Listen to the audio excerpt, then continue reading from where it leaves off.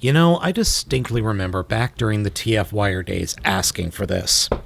We've got Transformers crossover Knight Rider, specifically Autobot Agent Knight. This is a figure modeled after KITT, and technically Car as well, in the original Generation 1 style packaging. It is your typical transformation for a car former, but hey, we've got a KITT Transformer now. That alone is awesome. I love the packaging. Oh, that packaging is so good.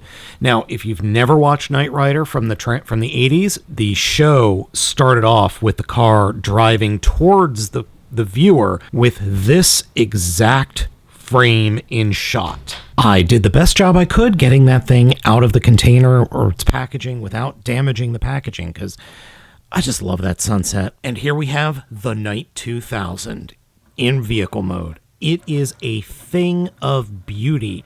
This Pontiac Firebird is just simply gorgeous. And oh, it's so good. I love this thing so much.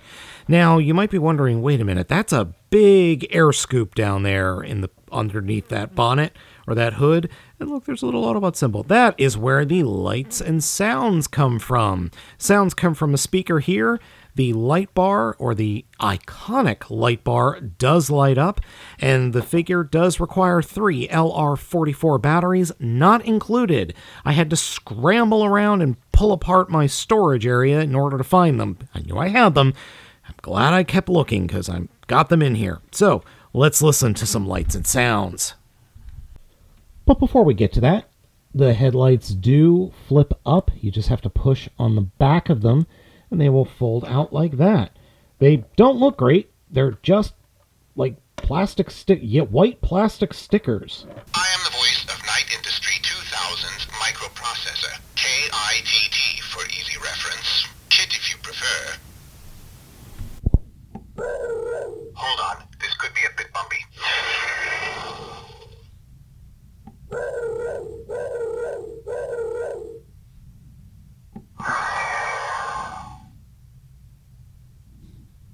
So you're sure this is the right way? Very well. Thank you, sir. Now, in terms of scale in vehicle mode, here is Commander Class Rodimus Prime, Runabout Legacy G1 Optimus Prime, and Gigawatt. I find the comparison to Gigawatt to be the most interesting because just the scale of the figure, it's so much bigger than Gigawatt. Gigawatt being a deluxe class heavy retool of Sideswipe, and this guy being his own figure and own mold. And you could tell it's shedding season. I already have cat hair on the dang thing. In terms of vehicle modes in this collaborative series, I think this is by far my favorite. I just have a special place in my heart for Knight Rider. Now, when you look underneath the car, I mean, there's obviously a robot under there. But what's very cool is, hey, it has weapon storage. It comes with 2 different guns. Let's get into the transformation. Start off with, turn the figure over, grab the arms and unpeg them from the body, and then flip them all the way up or as far up as they will go. Then grab the shoulders and hinge them out of the rest of the body. And ball joints will fly if you're not careful. Next, take the arms and point them straight up like this, and turn the forearms so that they are pointing towards the inside of the figure. And if you read the directions correctly, you actually want them pointing so that the elbows of the figure are pointing towards the front of the vehicle mode. And then we can turn the fists around. Then come to the vehicle doors and unpeg them from the body and fold them out until they open up like that. Come down to the rear middle of the vehicle mode and unpeg these doors. Then come to the other side, unpeg the roof from the rear of the vehicle like that. And then we can flip the entire rear of the vehicle mode around to form the legs. And then close them up. Very Sideswipe-esque transformation. And then flip out the toes and stand the figure up and turn the entire torso section around like that. And split the legs. The front of the vehicle mode is going to flop around a bit, but we'll deal with that in a sec. Take the windshield and actually just kind of hinge it back like this. This whole thing is one solid piece of clear plastic. Just be forewarned. Come up to the hood or the bonnet and push the back of the hood forward and down like that. Then come underneath and grab the robot head and pull it up, turn it around, and push it all the way up. And then you could drop the chest down, and it will hinge down. There's a hinge or set of hinges there. It will hinge down and then just peg into place like this. Now, to close up that belly, this is really kind of creepy, but you want to just grab the entire top and push it down until it snaps all into place. And like that. It's really, really unsettling doing that. But there are tabs underneath the arm, or just inside the armpits, that will snap everything down into place. Then take the windscreen and bring it down, and it will nest between the windows like this, or the doors, and then you could fold the doors out again like that, or just leave them back like that. There is one last accessory the figure comes with, and that's this watch thing.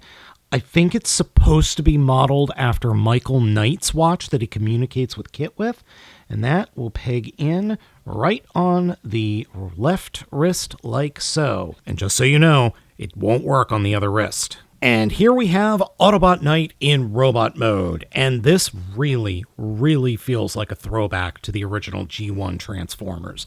It's got that classic Prowl and Blue Streak and Jazz transformation that just works. I mean, it really does work here. I wish there wasn't as much clear plastic on this figure. We've got the entire roof and the windscreen, the two side windows, and the two rear windows. Those make sense, but I'm also really, really, really worried about them, lasting any length of time. Because we all know how clear plastic has been over the past couple of years. I can't argue with the look. It looks fantastic. And yes, the lights and sounds gimmicks work in this mode. And yes, the headlights can also open as well. Starting from the bottom and working our way up, the black, the red, the blue, and the kind of silverish plastic all work very well. And then it's got just a gorgeous head sculpt. I have no idea what this head sculpt is supposed to be. Is it something from the show? It doesn't look like it, and I just don't recognize it. I have no idea what the reference is. As promised, the lights do fold up, so you can open them up like that, and the sound gimmick does work. They're the same lights and sounds as in the car mode. I'm not going to cycle through them here. One slight mistransformation is the shoulders are supposed to snap up like this, and then you've got a little bit higher in the shoulders. Poseability-wise, doors are on swivels and hinges, so you can pose them, well, you could pose them like that if you wanted to. Head is on a ball joint, and this is a nice tight ball joint, no flopping around here. Shoulders are on these ratchets, and then there is a ball joint in the shoulder. Be careful, they do have a tendency to pop off very easily. You cannot extend the arm out any farther, otherwise you will pop the ball joint. There is a very tight swivel above the elbow. Elbow is just over 90 degrees. Ball joint in the wrist for in and out movement, and then swivel. And yes, I know Kid is signing off. Shut up. I'm trying to review you here. Torso articulation. The legs kick forward and can kick back and can kick out, all at 90 degrees. Upper thigh swivel, bend at the knee is a little bit more than 90 degrees. And then we've got the ankle rocker, which is just enough. And then it could go all the way out like this and flip all the way around for the transformation.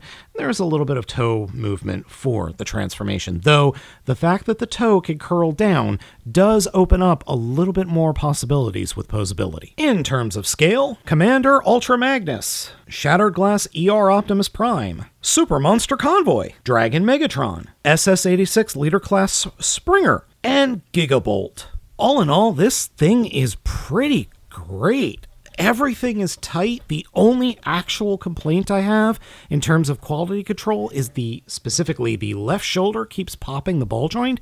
Not the biggest deal in the world. And in vehicle mode, you could see the fists. Again, not the biggest thing in the world. It comes with a couple of accessories that are fun. Unfortunately, I haven't figured out a way to store them in robot mode. Maybe I can peg them in to those. No, that doesn't work. Oh, well. Doesn't matter. I mean, heck, the figure even comes with a flight stand peg on his keister. This thing's great. It's way, way better than Gigabolt. In fact, I wish Gigabolt was bigger. I wish Gigabolt was the scale of this guy, because that would have been cool. And it's worlds better than that Maverick crossover. God, that thing sucked. These crossovers are getting great. I just got the Mandalorian crossover.